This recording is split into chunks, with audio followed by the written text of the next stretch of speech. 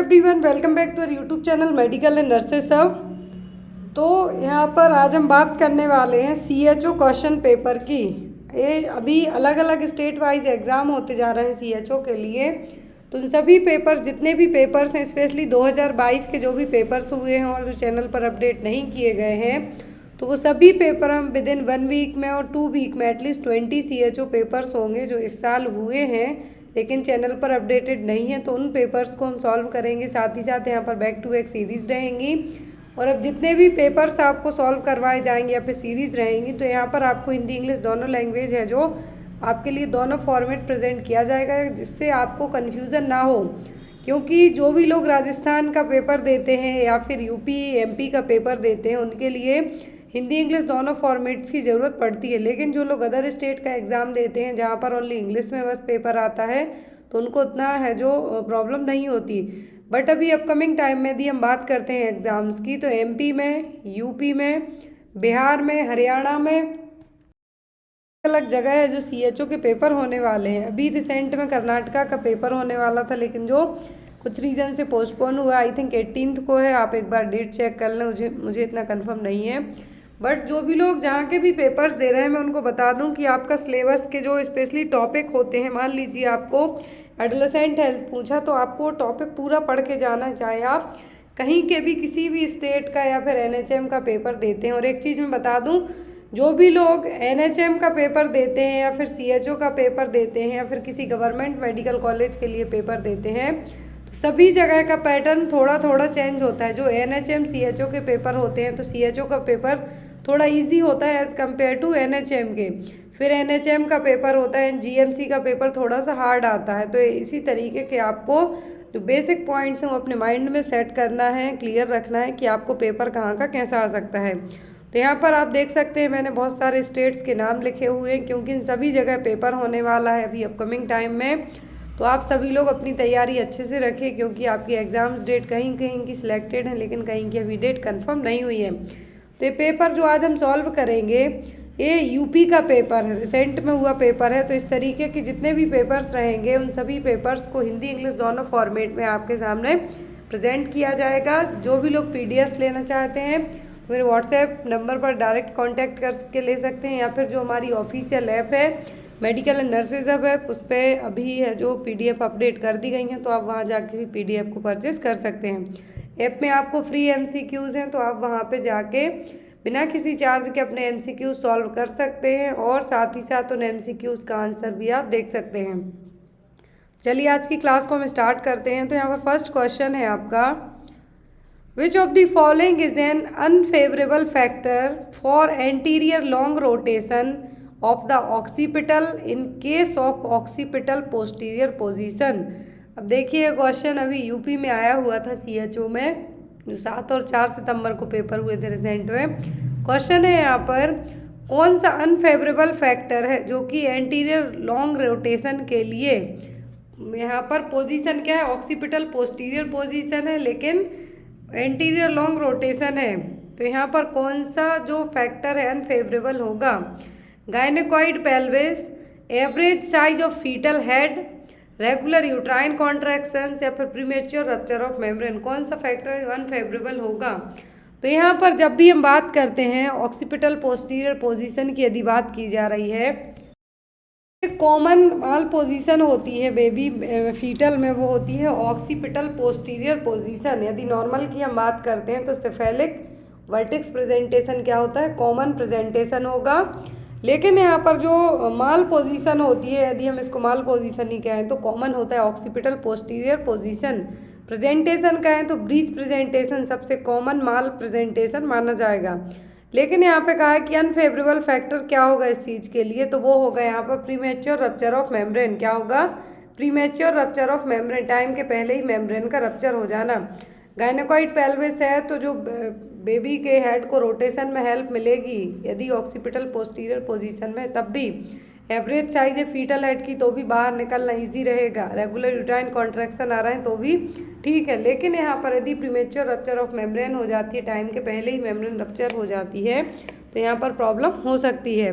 ये देखिए यहाँ पर कुछ इमेज दी हुई हैं। जो कॉमन माल पोजीशन है वो occipito posterior and occipito transverse.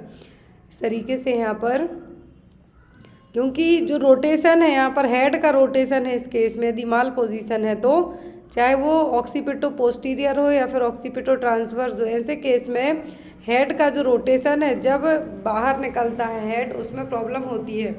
लेकिन यहाँ पर जो कॉमनली यदि आपको पूछते हैं, कॉमन माल पोजीशन पूछें तो वो है ऑक्सीपिटल पोस्टीरियर, यदि कॉमन प्रेजेंटेशन पूछें तो वो है cephalic presentation, vertex position and cephalic presentation. Next है यहाँ पर क्वेश्चन आपका, विच of the following type of malaria is the most dangerous and life threatening and cause the black fever.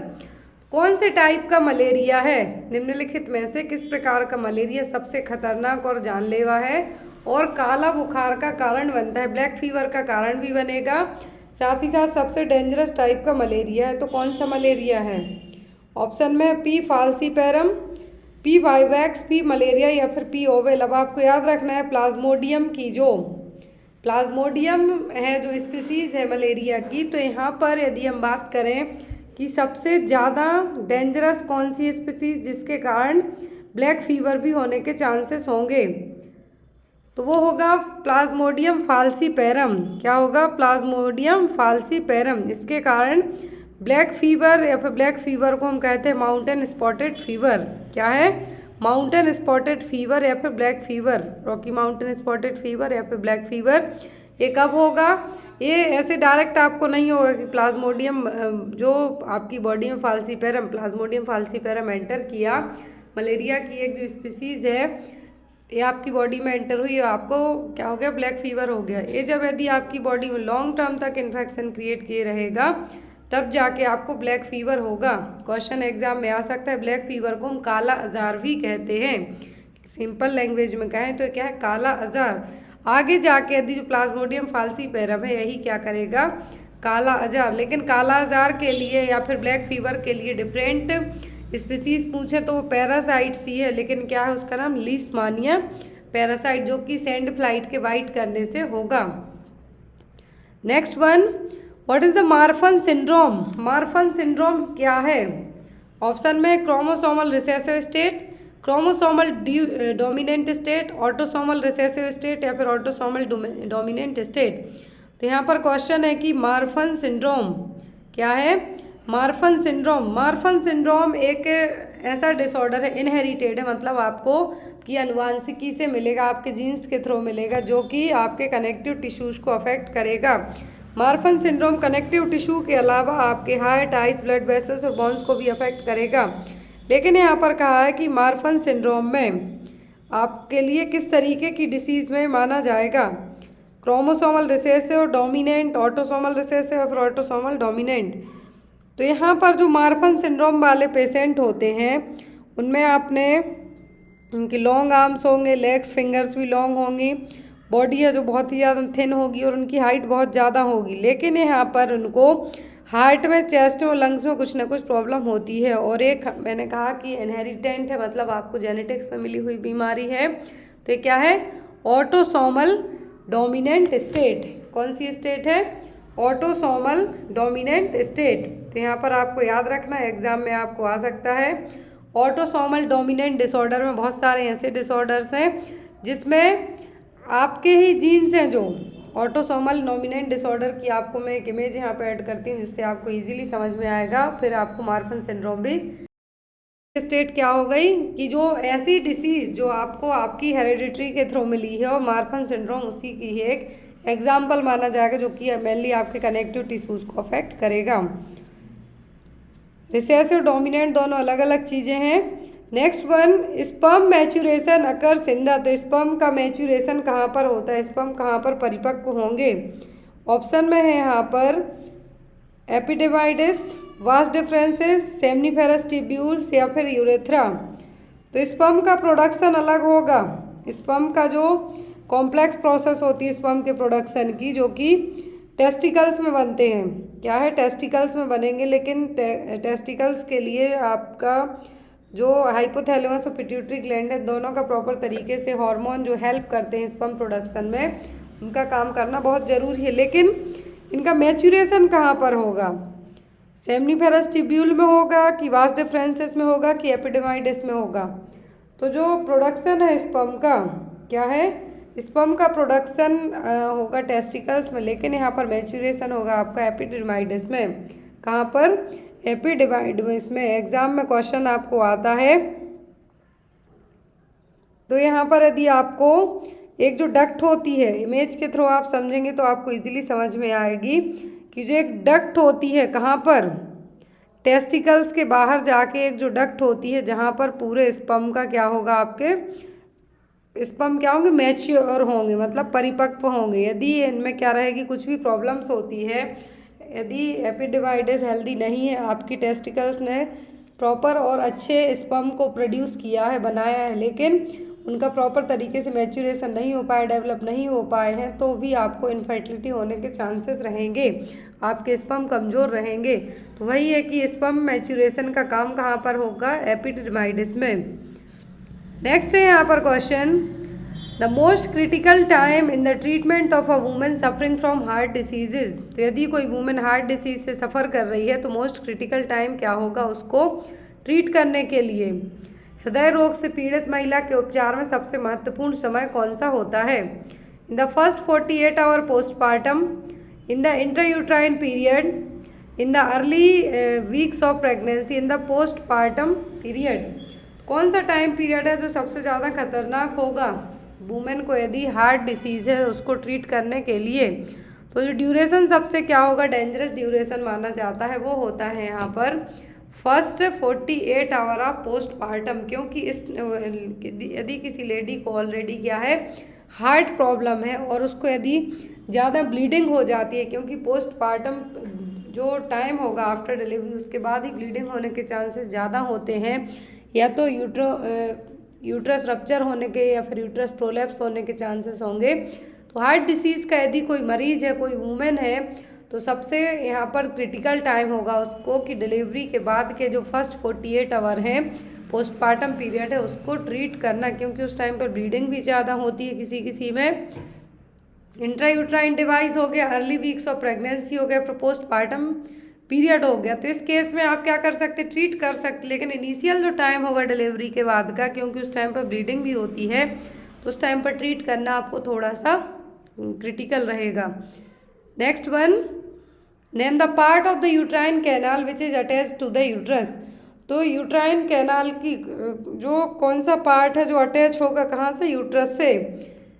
गर्भाशय नलिका के उस भाग का नाम बताएं जो गर्भाशय से जुड़ा होता है, यूट्रस से जुड़ा होगा, यूट्राइन कैनाल है, और वो तो यहाँ पर क्या है, फनल है, इस्थेमस है, एम्पुला है कि फिम्बरी है। तो कौन सा पार्ट है जो यूट्राइन कैनाल का पार्ट है। लेकिन यूट्राइन कैनाल का मतलब है फैलोपियन ट्यूब, ध्यान से देखें, यूट्राइन कैनाल का मतलब है फैलोपियन ट्यूब, और ये जाके यूट्रस से जुड़ा है तो वो होता है इस्थेमस। क्या होगा, इस्थेमस। इस्थेमस किसके, यूट्रस के पार्ट। अब यहाँ पर क्वेश्चन था कि कौन सा पार्ट है यूट्राइन वॉल का, कैनाल का, फैलोपियन ट्यूब का, जो कि यूट्रस से अटैच होता है, तो वो यहाँ पर क्या, इस्थेमस। नेक्स्ट है यहाँ पर question, at 30 weeks of gestation a mother tells the nurse that she is experiencing mild irregular abdominal cramps. The nurse understands that it might be due to। तो यहाँ पर एक 30 वीक का जेस्टेशनल वाली फीमेल, दैट मीन्स वो 30 week से pregnant है, 30 weeks of gestation है, प्रेग्नेंट है 30 वीक। तो यहाँ पर एक नर्स के लिए जो माँ है, अब होने वाली माँ है बच्चे की, वो कह रही है कि उसको माइल्ड और इरेगुलर एब्डोमिनल क्रैम्प्स आ रहे हैं, थोड़े बहुत पेन जैसे फील हो रहा है, उसको क्रैम्प्स आ रहे हैं। तो एज अ नर्स आपको पता होना चाहिए कि ये है क्या। Braxton Hicks contraction, onset of preterm labour, acidity या फिर एंजाइटी। तो यहाँ पर 30 वीक का जेस्टेशनल पीरियड है, जैसे ही वो रेस्ट करती है या फिर खाएगी पिएगी तो क्या होते हैं, वो ठीक हो जाएंगे। तो ये क्या है, माइल्ड इरेगुलर एब्डोमिनल क्रैम्प्स भी हैं, तो ये कहलाएंगे आपके ब्रैक्सटन हिक्स कॉन्ट्रैक्शन। क्या होंगे, Braxton Hicks contraction. Next one, what does exclusive breast feeding mean. केवल स्तनपान का क्या अर्थ है। Breast milk with baby food, giving only mother's milk, pre feed with breast milk या फिर new born and breast milk with a sip of water. तो यहाँ पर क्या होगा, एक्सक्लूसिव ब्रेस्ट फीडिंग का मतलब मीन्स ओनली ब्रेस्ट मिल्क, इसके अलावा कुछ भी नहीं। जब आप इसी ब्रेस्ट मिल्क के अलावा बच्चे में कुछ सॉलिड वगैरह स्टार्ट करते हैं तो वो कहलाता है वीनिंग और कॉम्प्लीमेंट्री फीडिंग, लेकिन ओनली एक्सक्लूसिव ब्रेस्ट फीडिंग कहते हैं।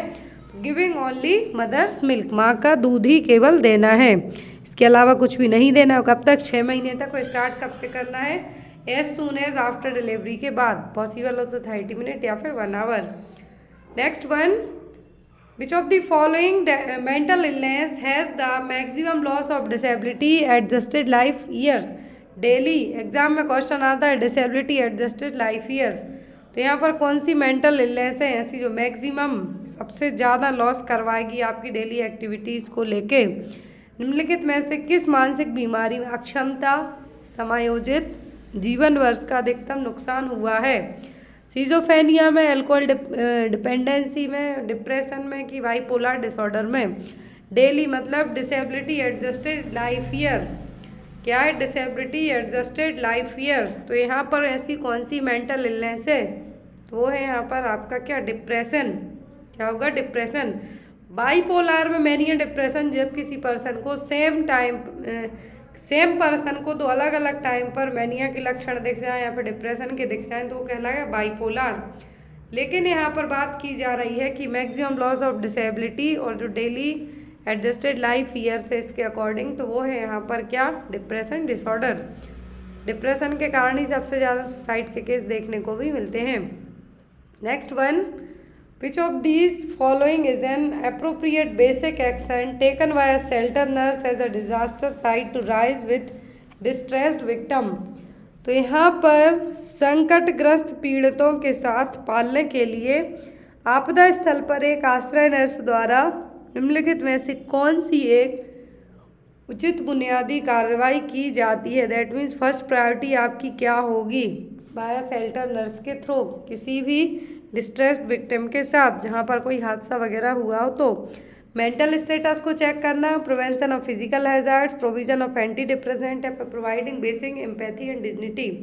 तो ऐसे केस में यदि मान लीजिए जो अभी रिसेंट में गुजरात में मरावी का ब्रिज गिरा हुआ था, पूरे जो बहुत सारे लोगों की डेथ हो गई थी, तो वहाँ पर आपकी पोस्टिंग और आपकी ड्यूटी लगा दी जाती है। तो यहाँ पर आप क्या कर सकते हैं? ऐसे केस में मान लीजिए किसी की पूरी फैमिली के पूरे मेंबर्स ही ख़त्म हो गए, तो ऐसे केस में आप क्या कर सकते हैं? उनका मेंटल स्टेटस तो वैसे ही डिस्टर्ब रहेगा, तो ऐसे केस में आपको क्या करना है? बेसिक एम्पैथी प्रोवाइड करवाना है, वो भी डिग्निटी के साथ में। नहीं कि चिल्ला के या फिर डांट के, ऐसा आपको नहीं करना। एम्पैथी प्रोवाइड कराना है with the dignity. Next one, a 3-year-old girl developed fever with a characteristics dew drop like rashes। Dew drop का मतलब होता है उसकी बूंदों के जैसे। On her body it first appeared on the torso and later spread to the arms and legs. There were no symptom of stiffness and stiffness in the neck. What should be possible diagnosis? यहाँ पर कहा है 3 साल की बच्ची है, उसकी पूरी बॉडी पर ड्यू ड्रॉप्स लाइक रैसेस हैं। ड्यू ड्रॉप्स का मतलब होता है उसकी बूंदों जैसे रैसेस हैं। सबसे पहले टॉर्सो साइड पे देखने को मिले, फिर आर्म्स में, फिर लेग्स में, पूरी बॉडी में। फिर यहाँ पर ना तो कोई स्टिफनेस के सिम्टम है नेक में जिससे पता चले कि मेनिंजाइटिस तो नहीं है। तो ये है क्या? कार्ट मतलब measles, chicken pox, scarlet fever या फिर रूबेला। तो ये कौन सी प्रॉब्लम है? तो ये प्रॉब्लम कहलाएगी क्या? चिकन पॉक्स, जिसमें ओस की बूंद के जैसे, ओस की बूंद का मतलब ड्यू ड्रॉप लाइक जो यहाँ पर रैसेस हैं वो देखने को मिलेंगे। वो किस में देखने को मिलेंगे? चिकन पॉक्स में। Next one, which of the following statement is inappropriate for a team. तो किसी टीम के लिए एक यहाँ पर कौन सा कथन अनुपयुक्त है, मतलब कि गलत है? Freedom to use one's skill, team work towards individual goals, respect each other's action या फिर स्पेसिफिक वर्क्स। तो यहाँ पर एक टीम के लिए यदि बात की जा रही है तो यहाँ पर इनअप्रोप्रिएट स्टेटमेंट कहा है टीम को लेके, मतलब जो चीज़ गलत है। तो पूरी टीम है जो एक किसी एक के स्किल का यूज़ कर सकती है, क्योंकि टीम में लोग ग्रुप में ही काम करेंगे। टीम वर्क हमेशा किसी भी एक इंडिविजुअल का गोल नहीं होगा। जो भी लोग जिस टीम में काम कर रहे हैं उन सभी को उस गोल को अचीव करने के लिए मेहनत करनी पड़ेगी। एक दूसरे क्या एक्शन लेते हैं उनका हमें क्या करना है? सम्मान करना है। वो स्पेसिफिक वर्ड्स ही हमें यहाँ पे क्या करने हैं, यूज़ करना है। तो यहाँ पर अप्रोप्रिएट सब कुछ है किसी टीम के लिए। जो चीज़ नहीं है वो क्या है, team work towards individual goals. किसी एक पर्सन के गोल को अचीव करने के लिए टीम वर्क नहीं किया जाता। Next one, a community health nurse perform all major roles except. एक कम्युनिटी हेल्थ नर्स सभी मेजर रोल परफॉर्म करेगी किसी एक को छोड़कर। Prescribing the drugs, advocate, teacher या फिर लीडर। तो एक कम्युनिटी नर्स एडवोकेट का काम कर सकती है अपने पेशेंट के लिए, टीचर का काम कर सकती है, लीडर का काम कर सकती है। लेकिन ड्रग्स का प्रिस्क्राइब करना है जो किसी भी कम्युनिटी हेल्थ नर्स का काम नहीं है या फिर रोल नहीं है, ये काम डॉक्टर ही करेंगे। तो यहाँ पर आपका आंसर क्या होगा, prescribing the drugs. Next one, which is the highest literacy state in India. तो सबसे ज़्यादा पढ़ा लिखा भारत का राज्य कौन सा है। सबसे ज़्यादा पढ़ा लिखा भारत का राज्य कर्नाटक है, महाराष्ट्र है, तमिलनाडु है कि केरल है। सबसे ज़्यादा इंडिया का सबसे हाईली लिटरेट स्टेट है केरला। कौन सा है, केरला। एट प्रेजेंट केरला का जो सेक्स रेशियो निकल के आया है वो इंडिया में as compare to male female के क्या है, ज़्यादा है। तो यहाँ पर लिटरेसी रेट है मतलब कि साक्षरता, पढ़े लिखे लोग कहाँ पर हैं, केरला में सबसे ज़्यादा हैं। Next one, Who among the following is responsible for providing and controlling healthcare services in a particular jurisdiction in India? कौन है भारत में कौन है जो जितनी भी हेल्थ केयर सर्विसेज हैं उनको संभालने के अलावा उनको कंट्रोल करने का भी काम कर सकता है। हेल्थ और service director, state director, director general of health services या फिर सेंट्रल हेल्थ काउंसिल। तो यहाँ पर जुरिडिक्शन इन इंडिया, तो हर एक स्टेट के किसी भी प्रोग्राम को हेल्थ केयर सर्विसेज के लिए वहाँ की स्टेट गवर्नमेंट जिम्मेदार रहेगी। कौन, स्टेट। नेक्स्ट वन, मान लीजिए एमपी में कोई प्रॉब्लम्स चल रही है किसी भी रीजन से, तो वहाँ की जो स्टेट गवर्नमेंट है वो उस चीज़ को सॉल्व करेगी। यदि उसके बस की बात नहीं होगी तब जाके सेंट्रल गवर्नमेंट इन्वॉल्व होगी, लेकिन पहले कौन करेगा ये सब काम, ये काम करेगा state government. Biological disaster can be predicted from the data obtained from. तो बायोलॉजिकल डिजास्टर्स को आप कैसे प्रेडिक्ट कर सकते हैं कि ये चीज़ होने वाली है। ऑप्शन में है यहाँ पर नेशनल न्यूट्रिशन मॉनिटरिंग ब्यूरो के through, ministry of health and family welfare के through, emergency medical relief division के थ्रू या फिर एपिडेमियोलॉजिकल सर्वे के थ्रू। अब यहाँ पर डिजास्टर अलग अलग टाइप के होते हैं। हमने दो तरीके के मैन तो पढ़े थे, एक होता है मैन मेड जो इंसानों के द्वारा हो, दूसरा होता है नेचुरल। अब यहाँ पर है कि बायोलॉजिकल डिजास्टर कौन सा है, जो कि बायोलॉजिकल डिजास्टर मान लीजिए हो गया है, तो बायोलॉजिकल डिजास्टर के होने के बाद यहाँ पर आप कैसे अंदाज़ा लगा सकते हैं कि यहाँ पर बायोलॉजिकल डिजास्टर होगा। बायोलॉजिकल डिजास्टर का मतलब होता है कि किसी भी वायरस के थ्रू, किसी बैक्टीरिया के थ्रू बहुत सारे लोगों की डेथ का हो जाना। तो इसको हम एक प्रेडिक्शन कैसे कर सकते हैं कि आपको यहाँ पर बायोलॉजिकल डिजास्टर होगा, तो वो प्रेडिक्ट कर सकते हैं कि जो डिसीज़ का सर्वेलेंस है, एपिडेमियोलॉजिकल सर्वेलेंस है, आपने जो सर्वे लिया है डिसीज़ को लेके, बीमारी को लेके, उसको अंदाज़ा लगा के उसको यूज़ करके हम प्रेडिक्ट कर सकते हैं कि बायोलॉजिकल डिजास्टर होने वाला है, कोई बीमारी फैली है। तो केस जैसे जैसे बढ़ते जाएंगे उससे आपको पता चलेगा कि बीमारी क्या हो रही है, बढ़ रही है, प्रेडिक्ट आप उसको कर सकते हैं। तो ये क्या हो जाएगा, biological disaster. Next one, which of the following is N neurological consequence of perinatal asphyxia. Perinatal asphyxia का मतलब क्या है, आफ्टर डिलीवरी के बाद बेबीज़ को प्रॉपर ऑक्सीजन नहीं मिल पाती है, इसके कारण उसमें एस्फेक्सिया देखने को मिलेगा। तो इसमें न्यूरोलॉजिकल कॉन्सिक्वेंस क्या होगा, ब्रेन में किस तरीके से अफेक्ट करेगा। मेनिंजाइटिस कॉज करके, हाइपोग्लाइसेमिक इंसेफेलोपैथी के द्वारा, एंसेफेलाइटिस के द्वारा, फिर नियोनेटल मायोपैथी के द्वारा। तो यदि बच्चों में पूछा जा रहा है कि जो पेरीनेटल एस्फेक्सिया हुआ है, पेरीनेटल एस्फेक्सिया के क्या कॉन्सिक्वेंस हो सकते हैं आफ्टर पेरीनेटल टाइम पर, कब, पेरीनेटल टाइम पर, ड्यूरिंग द डिलीवरी के टाइम पर, तो होगा हाइपोग्लाइसेमिक इंसेफेलोपैथी। क्या होगा, hypoglycaemic encephalopathy. Next one, Rani brings her young child to the clinic and complains that her child always says no, throws tantrum and is cooky. Which of the following would explain the behavior of the child? तो यहाँ पर रानी एक अपने बच्चे को लेके clinic पे आती है, कहती है कि उसका बच्चा हमेशा कुछ भी उससे कहो नहीं बोलेगा, अपने नखरे दिखाएगा। तो ये क्या है? निम्नलिखित में से कौन सा बच्चे के व्यवहार की व्याख्या करेगा? Development of sense of autonomy, development of inferiority, development of mistrust या फिर डेवलपमेंट ऑफ गिल्ट। तो बच्चे में ऐसा क्या है जिसके कारण बच्चा हर एक चीज़ के लिए मना कर देगा? आपने कुछ भी कहा फट से बोल दिया नहीं करना, ऊपर से मना करने के बाद भी गुस्सा दिखाएगा। तो ये सब क्या है? ये कहलाता है development of a sense of autonomy. क्या है?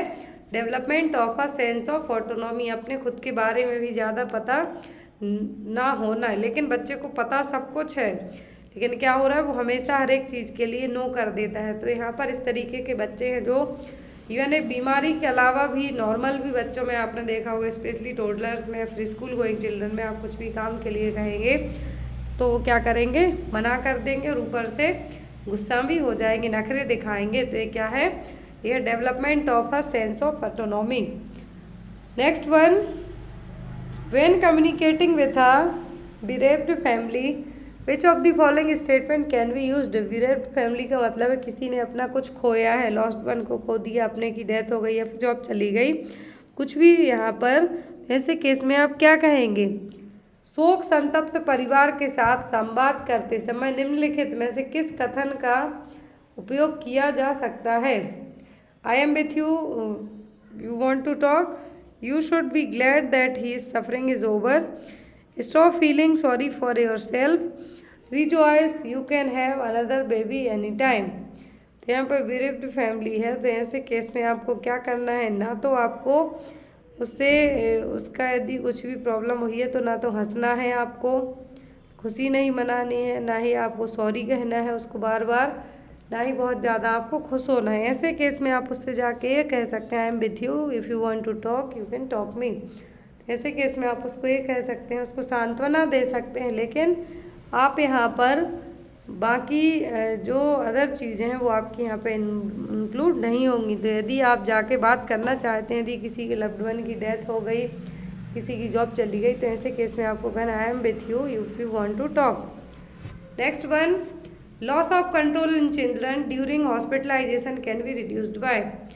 बच्चों में कंट्रोल करना मुश्किल हो जाता है जब यदि वो हॉस्पिटल में एडमिट करवाए जाते हैं, तो आप सभी चीज़ें कर सकते हैं। बच्चे को जो उधम कर रहा है यदि बच्चा हॉस्पिटलाइजेशन के बाद भी, तो उसको ठीक करने में through new programmes every day by not including them in decision making by increasing freedom of movement या फिर giving them at least.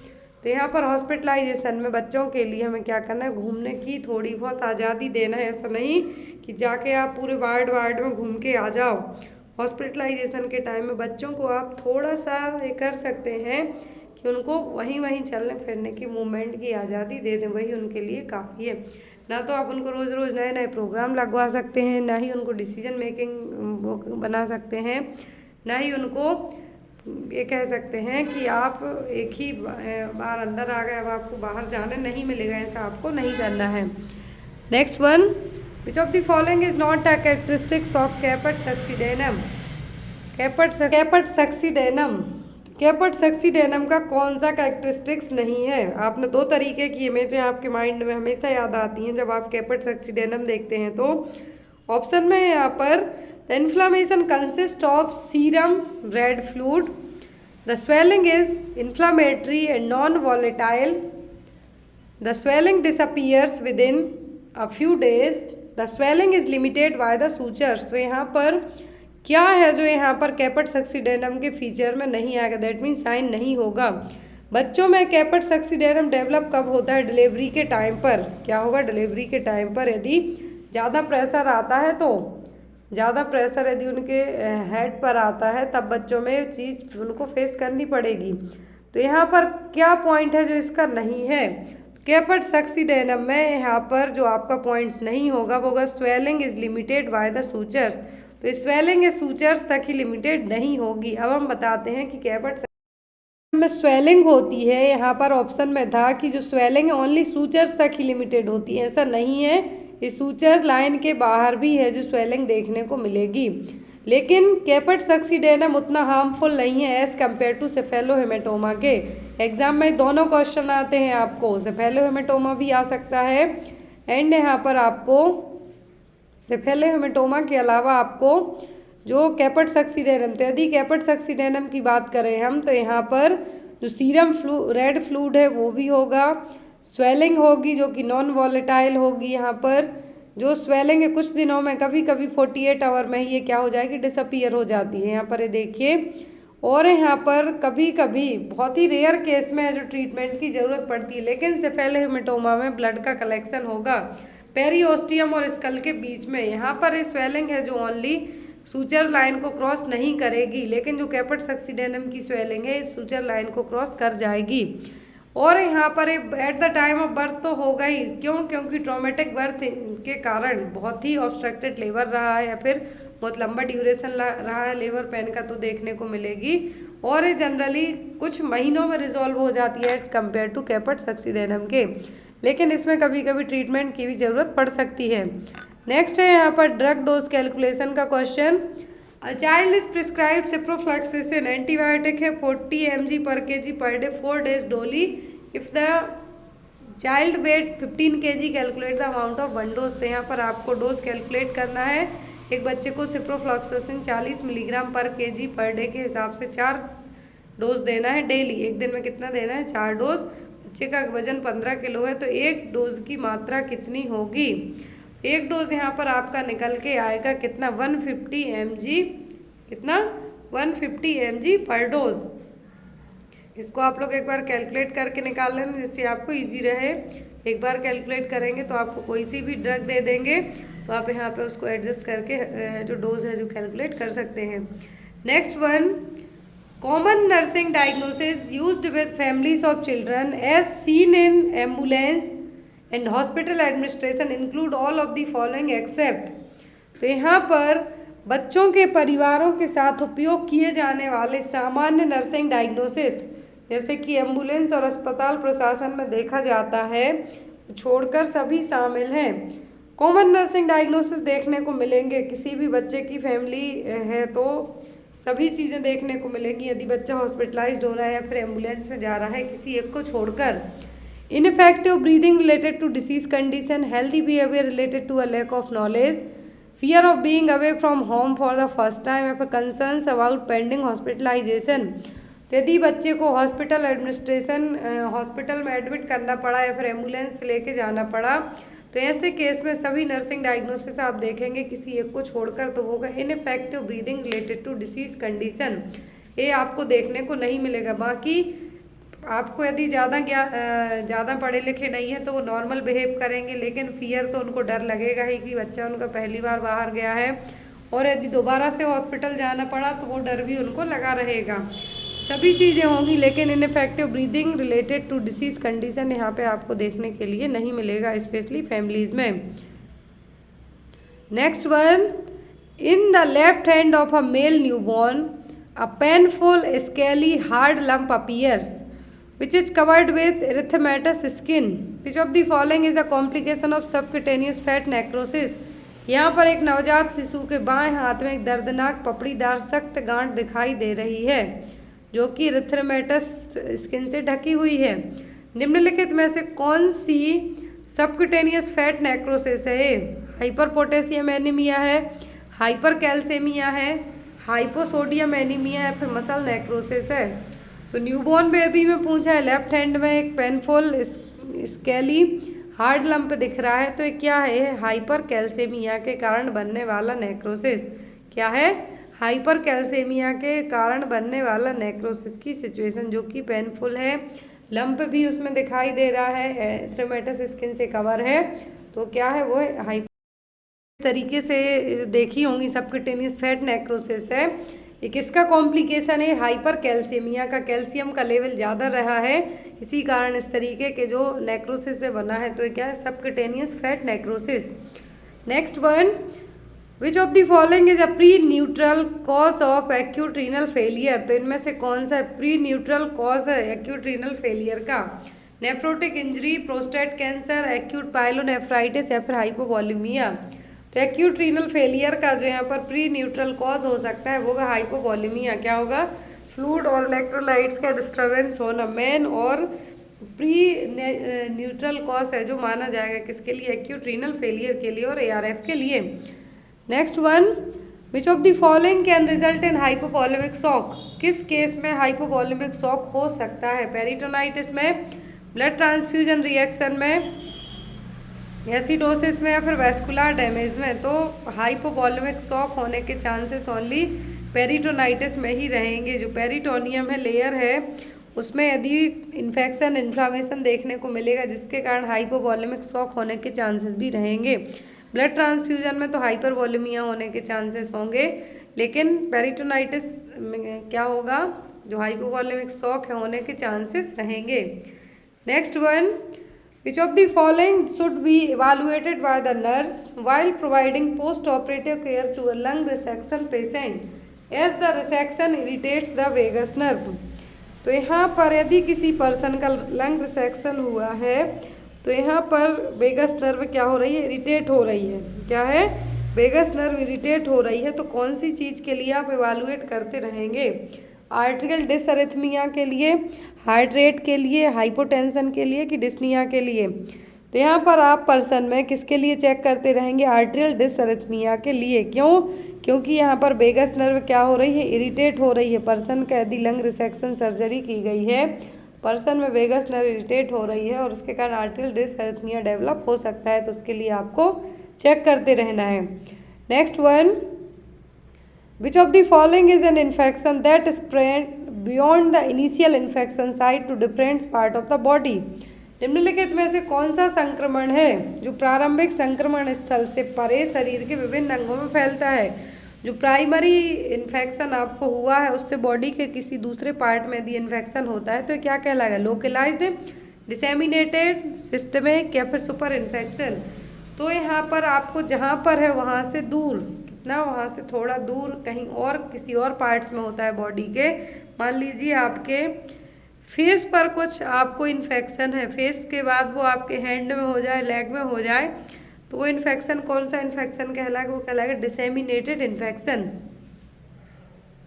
Next one, which of the following is the starting medicine for tuberculosis. तो TB के मरीज में medicine दी जाती हैं, जो primary drugs होती हैं, एंटी ट्यूबरकुलर ड्रग्स, उनमें से सबसे पहले कौन सी मेडिसिन को स्टार्ट किया जाता है? आइसोनियाजिड को, स्ट्रेप्टोमाइसिन को, अमीकासिन को कि PAS को? कौन सी मेडिसिन सबसे पहले स्टार्ट की जाती है टीबी के मरीज में? तो वो की जाती है आइसोनियाजिड। कौन सी? ट्रीटमेंट चलता है जनरली 6 to 12 मंथ चलता है। डॉट्स थेरेपी आपको यदि पूछते हैं ड्यूरेशन तो होती है एटलीस्ट 6 मंथ तक, लेकिन 6 से 12 महीने तक। तो यहाँ पर फर्स्टली जो आइसोनियाजिड ही क्यों देते हैं? क्योंकि ये जो बैक्टीरिया है माइकोबैक्टीरियम ट्यूबरकुलाई, उसकी जो सेल वॉल है उसको इनहिबिट करने का काम करेगा। क्या करेगा? बैक्टीरियल सेल वॉल के सिंथेसाइजेशन को इनहिबिट करने का काम करेगा। इसको इनहिबिट कैसे करेगा? कुछ जो एंजाइम्स हैं उनके साथ मिलके, बैक्टीरियल एंजाइम है कैटालेज पैराडॉक्सीज एंजाइम, इसके साथ मिलके जो सेल वॉल है बैक्टीरिया की उसको क्या करेगा? इनहिबिट करने का काम करेगा, तो जिससे फैल ना पाए। तो इसीलिए टीबी के लिए जो फर्स्ट मेडिसिन है वो क्या? आइसोनियाजिड। स्ट्रेप्टोमाइसिन ओनली एक ऐसी मेडिसिन है जो कि इंजेक्ट करके लगाई जाती है, बाकी सभी को है जो ओरली दिया जाता है। नेक्स्ट है यहाँ पर, what is the urine like smell of breath called. जब आप सांस छोड़ते हैं तो यूरिन जैसी स्मेल आती है, तो वो क्या किसके कारण है? यूरेमिक फ्रॉस्ट के कारण, यूरेमिक फैक्टर के कारण, यूरेमिक लंग्स के कारण या फिर डिस्ट्रोकिया के कारण। तो यहाँ पर जब आप सांस छोड़ेंगे तो जनरली जिसमें कीटोन बॉडीज़ बहुत ज़्यादा बन जाती हैं, डायबिटिक कीटोएसिडोसिस में ब्रीदिंग आपको देखने को मिलेगी कि आपके सामने वाले ने आपके पास सांस छोड़ दी तो आपको स्मेल आएगी जैसे यूरिया हो, तो वो यूरिन हो, तो वो क्या है? यूरेमिक फैक्टर के कारण। किसके कारण? यूरेमिक फैक्टर के कारण। Next one, when using a simple mask what should be the oxygen percentage. तो आप मास्क सब लोग लगाते हैं, अभी तो बहुत कम कर दिया है, हॉस्पिटल में जो लोग ड्यूटी करते हैं वो यूज़ करते हैं। तो यहाँ पर ऑक्सीजन का परसेंटेज कितना होना चाहिए यदि आप सिंपल मास्क यूज़ कर रहे हैं तो 40 से 60%, 10 से 15%, 70 से 100% या फिर 20 से 25%। तो यदि आप सिंपल मास्क यूज़ करते हैं तो ऑक्सीजन का परसेंटेज एटलीस्ट 40 to 60% होना चाहिए। कितना? 40 से 60% तो होना ही होना चाहिए। Next one, what should be the depth of chest depression while giving CPR। तो जब आप CPR देते हैं कितने जो गहराई है, डेप्थ है चेस्ट के लिए, कितनी गहराई तक कंप्रेस करना है? 3 इंच, 1 एंड 1/2 इंच, जिसको हम 1.5 इंच कह सकते हैं, 5 इंच या फिर 4 इंच। तो जनरली 2 इंच तक दिया जाता है, लेकिन अकॉर्डिंग टू ऑप्शन के आप जाते हैं तो होगा 1.5 इंच, 1.5 इंच तक हमें कंप्रेशन देना है। जो डेप्थ है कंप्रेशन की वो है यहाँ पर CPR में। Next one, the ideal floor area पर पर्सन इज। तो आइडियल फ्लोर एरिया, आप घर में रहते हैं तो एक पर्सन के लिए एटलीस्ट कितना एरिया होना चाहिए? प्रति व्यक्ति आदर्श floor area 130 square feet, 100 square feet, 220 square feet या फिर 50 स्क्वायर फीट। कितना एरिया है जो होना चाहिए पर्सन के लिए? तो वो होना चाहिए 100 स्क्वायर फीट पर पर्सन के लिए, एटलीस्ट 100 स्क्वायर फीट है जो एरिया होना चाहिए।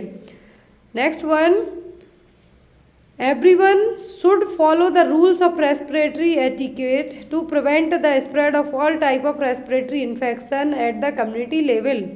Which of the following does not contribute to the prevention of spread of all respiratory infection?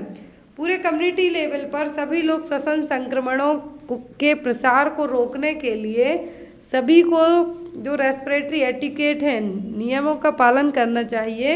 निम्नलिखित में से कौन सा सभी श्वसन संक्रमणों के प्रसार को रोकने में योगदान नहीं देता है? मतलब कौन है जो हेल्प नहीं करेगा आपकी रेस्पिरेटरी इन्फेक्शन को प्रिवेंट करने के लिए?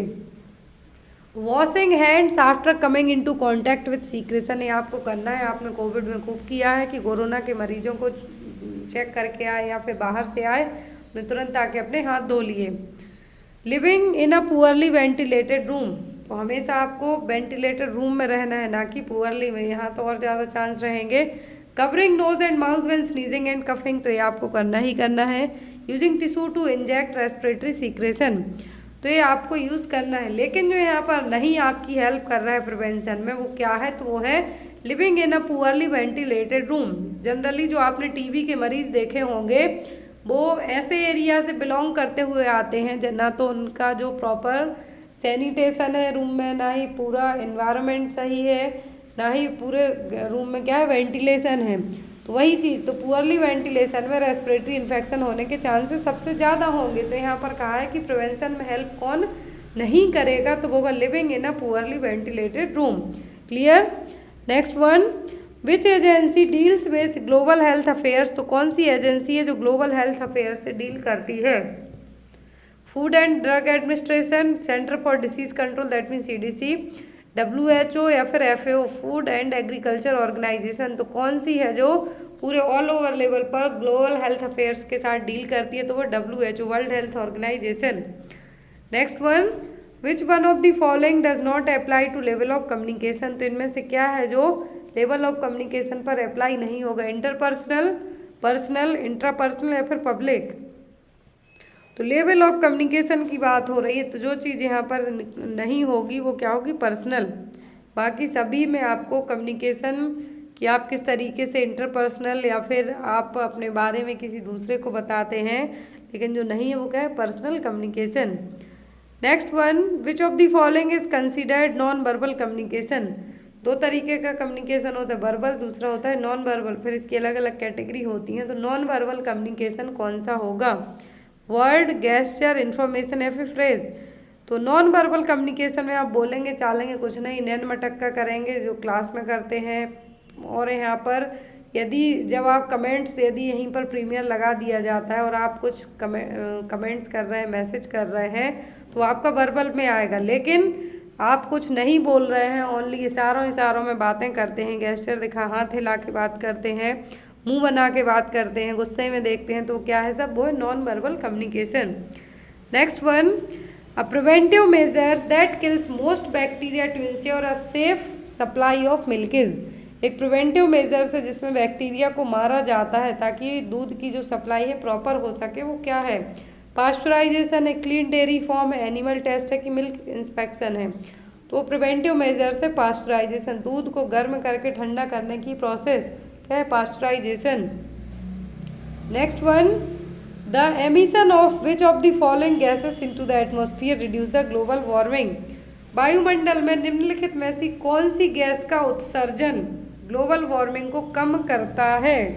कम करने के लिए ग्लोबल वार्मिंग को हमें किसकी ज़रूरत है? CO2 की, कार्बन मोनोऑक्साइड की, हाइड्रोजन सल्फाइड की या फिर ऑक्सीजन की?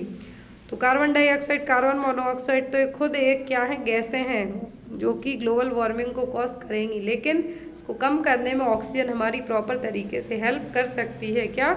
ऑक्सीजन। इसीलिए ग्लोबल वार्मिंग को रोकने के लिए ज़्यादा से ज़्यादा पेड़ लगाएं और जो पॉल्यूशन है उसको कम किया जा सके। इसीलिए जो गैस हेल्प करेगी हमें ग्लोबल वार्मिंग कम करने के लिए, वो क्या होगी? Oxygen gas. Next one, emotional health is related to, तो इमोशनल हेल्थ का मतलब क्या है? भावनात्मक स्वास्थ्य क्या है? फीलिंग है, परसेप्शन है, एडजस्टमेंट है कि केयर है? तो इमोशंस कहाँ से आएंगे? जब आपकी फीलिंग्स किसी के प्रति अच्छी होंगी, बुरी होंगी, तो इमोशनल हेल्थ क्या है? आपका फीलिंग है। Next one, which of the following type of patient has the highest risk rate of developing delirium, तो कौन से पेशेंट को सबसे ज़्यादा रिस्क रहेगा डेलीरियम डेवलप होने का? डेवलपिंग डेलीरियम मतलब रिसेंट में डेवलप हो सकता है, डेवलप नहीं है, डेवलप होने के चांसेस हैं। Patient after cardiotomy, patient with AIDS, general surgery patient या फिर सीरियसली इंजर्ड पेशेंट।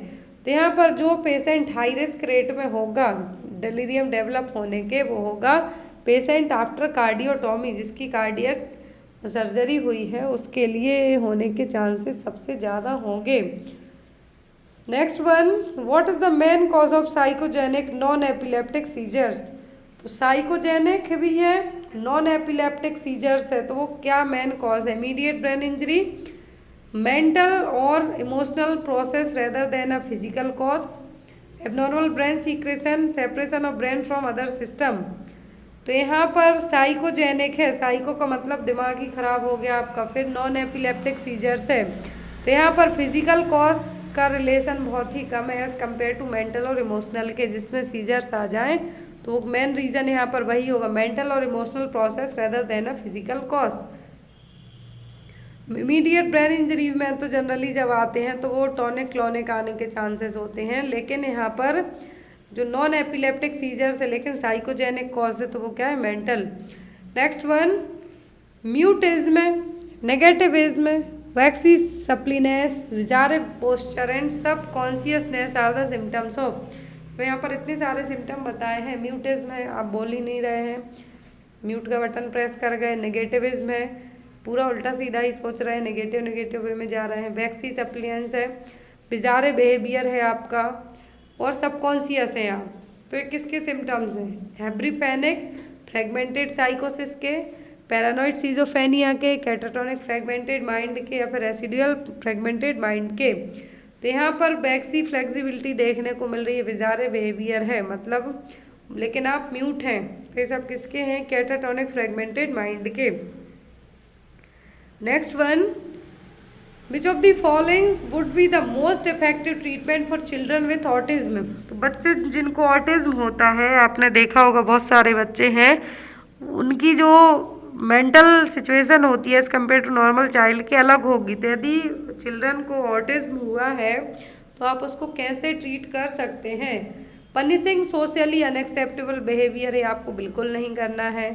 जो चीज़ें, मान लीजिए ऑटिज्म का बच्चा है, उसको नहीं पता कि वो कौन सा उधम करने वाला है, हाइपर रहेगा बहुत ज़्यादा, तो ऐसे केस में आप बच्चों को कैसे ट्रीट करेंगे? Keeping the child with normal child, ऐसा भी नहीं करना है कि जो ऑटिज्म का बच्चा है वो दूसरे बच्चे को हार्म भी पहुंचा सकता है।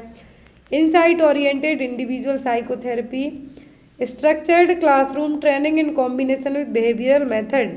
तो ऑटिज्म के बच्चों में ऐसा नहीं है कि अलग अलग कैटेगरी के होते हैं, तो जो ऑटिज्म के बच्चे होंगे उनके लिए स्पेसिफिक सेंटर होते हैं, ऑटिज्म सेंटर, जहाँ पर जो क्लासरूम स्ट्रक्चर्ड होगी उनकी थेरेपी की जाएगी, बिहेवियरल मेथड अपनाई जाएंगी कि उनका बिहेवियर कैसे चेंज किया जाए, तो उसके थ्रू हम उसको ठीक कर सकते हैं। तो यहाँ पर भी वही होगा कि स्ट्रक्चर्ड क्लासरूम होना चाहिए, ट्रेनिंग रूम होना चाहिए, जहाँ पर बच्चों को बिहेवियरल मेथड प्रोवाइड करवाई जा सके। Next one, a child who is able to understand and speak a language consistently refuse to speak in one or several social situation. What is this condition called? एक बच्चा है जिसको भाषा समझना भी आता है और बोलना भी आता है, लेकिन वो कुछ ऐसे रीजन्स हैं, सोशल सिचुएशंस हैं, भीड़ हो गई बहुत ज़्यादा, फैमिली में बुआ दादा पापा पूरे बैठे हुए हैं, उसको कहा जा रहा है कि गाना सुनाओ, लेकिन वो म्यूट हो गया, कुछ नहीं बोल रहा है। तो इसके लिए हम क्या कहेंगे? ऑटिज्म कहेंगे, स्टबबॉर्ननेस कहेंगे, एक्वायर्ड लिंग्विस्टिक कहेंगे, या फिर सिलेक्टिव म्यूटिज्म कहेंगे।